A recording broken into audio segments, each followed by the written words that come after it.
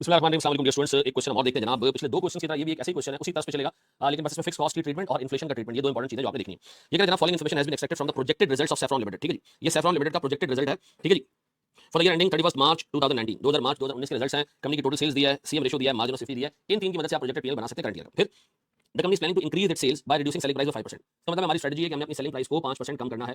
ठीक है जी, एंड हमने कैंपेन लॉन्च करनी है जिससे हमारी फिक्स कॉस्ट में 5 मिलियन रुपए का इजाफा हो। तो एक तो हमारी सेलिंग प्राइस 5% गिरने वाली है अगली दफा, और फिर हमारे पास सर 5 मिलियन का जो है वो सेल्स कैंपेन की कॉस्ट बढ़ेगी। Cost efficiency measures plan for next year are expected to reduce the cost per unit by 10%। वो कह रहे हैं हमने कुछ ऐसे मेजर्स लेने हैं जिससे हमारी वेरिएबल कॉस्ट 10% गिर जाए, मे बी हम अच्छा मटेरियल इस्तेमाल करें और एज अ रिजल्ट हमारी ओवरऑल मटेरियल की कंजम्पशन गिर जाए और इससे हमारी कॉस्ट कम हो जाए। ठीक है जी, कोई भी रीजन हो सकता है जिससे हमारी वेरिएबल कॉस्ट 10% गिरने वाली है।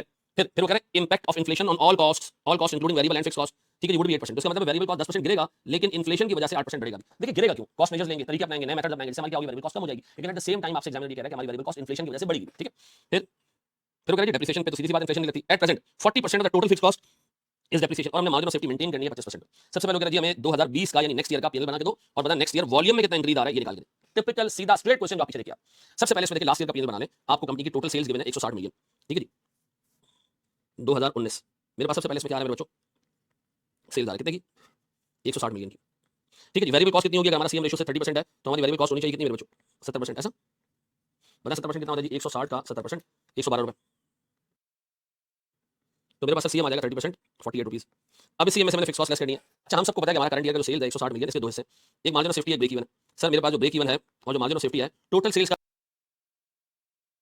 का मार्जिन ऑफ सेफ्टी कितना परसेंट है, 25%। Margin of safety 25% of total sales, और हमारे पास ब्रेक इवन होगा सर 75% ऑफ टोटल सेल्स। ऐसा तो मुझे एक बात बताएं सर, 160 का 25% मेरे पास होता है 40 रुपए, और मेरे पास सर ब्रेक इवन आता है 120 रुपए। अच्छा, ब्रेक इवन में जितना सीएम है, ब्रेक इवन की सेल्स में जितना सीएम है ये मेरी फिक्स कॉस्ट, और सर मार्जिन ऑफ सेफ्टी में जितना सीएम है ये मेरा प्रॉफिट। ऐसा ये प्रॉफिट है और ये कंपनी की फिक्स कॉस्ट है। तो वो आपसे कह रही है फिक्स कॉस्ट कंपनी की है कितनी, 36। फिक्स कॉस्ट के दो हिस्से, एक डेप्रिसिएशन, एक कैश बेस्ड। अच्छा, डेप्रिसिएशन कितना जी, वो कह रहा है प्यारे भाई फिक्स कॉस्ट का 40% इज डेप्रिसिएशन। 40% कितना होता है जी, और 60% मेरे पास कैश बेस फिक्स ओवरहेड है। 36 का 40% 14.4, यस सर। और मेरे पास सर 21.6 कैश बेस्ड है। तो मुझे बता मेरे पास सर 14.4 और 21.6।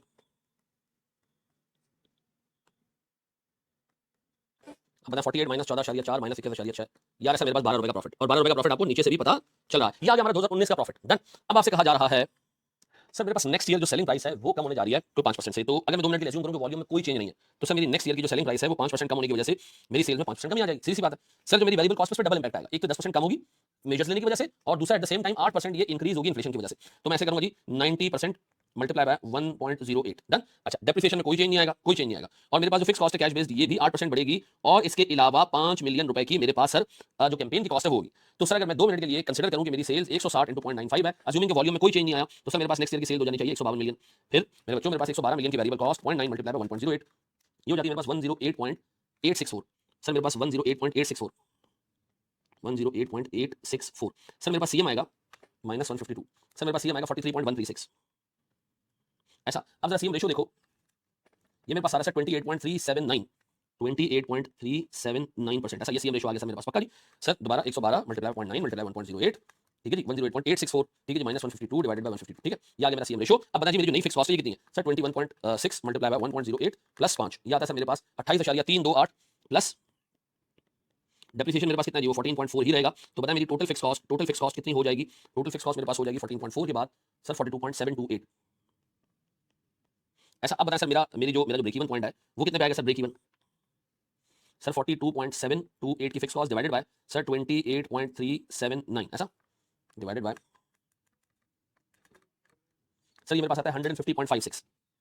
Break even is rupees 150.56। अब मुझे मार्जिन ऑफ सेफ्टी मेंटेन करनी है 25% पे। तो अगर आप मार्जिन ऑफ सेफ्टी 25% पे रखना चाहते हैं तो आप अपने इस ब्रेक इवन सेल्स को 75% रखेंगे। तो 150.56 को मैं डिवाइड कर दूं 75% से, तो सर मेरे पास एक्जैक्टली 200.75 आ जाता है। सर सर ये मेरे पास सेल्स होनी चाहिए next year in order to maintain the margin of safety at 25%। ये बात में बैठती है बच्चों। अब देखिए ये सवाल ऑलमोस्ट आइडेंटिकल है, फिक्स कॉस्ट के अंदर 8% का इंक्रीज और 5 रुपए का जो है वो सेल्स कैंपेन का इफेक्ट है। अच्छा, अब मेरी लास्ट ईयर की जो सेल्स है सर उसमें प्लस माइनस प्राइस का इंक्रीज भी है और 1 प्लस माइनस वॉल्यूम का इंक्रीज भी है, तो जाके मेरे पास नेक्स्ट ईयर की सेल आएगी। नेक्स्ट ईयर में 4 होगा मेरी 200.75 की सेल हो। तो मेरे बच्चों मुझे एक बात बताएं, लास्ट ईयर की सेल कितनी है मेरी, सर मेरी लास्ट ईयर की सेल है 160।